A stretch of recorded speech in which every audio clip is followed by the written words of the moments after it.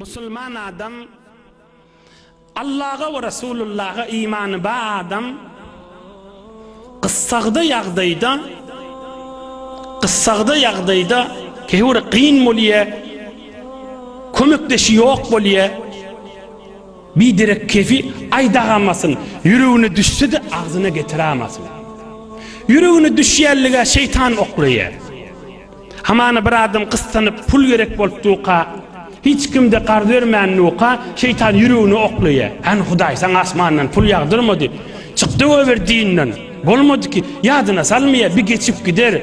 Gülen galmaz, aglan galmaz. Cennet jawidanyň bolar. Kıyamat hesap kitabyň ýeňil bolar, ýa ýok bolar. Peygamber aýdypdyr, bir adamy dikenli dürse kıyamat derecesi boljakdyr. Biraklar ýadyna salmaýar.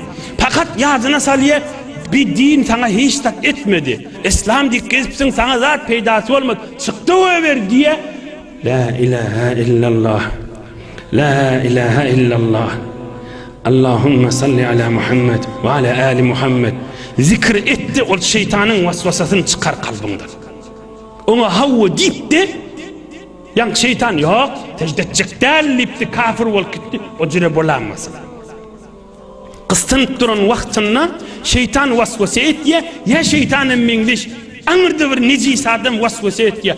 Ne ingat namaz okuydun, ne mollu senki diye.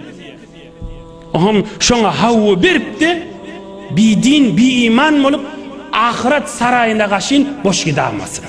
Hemmemize mekan ders.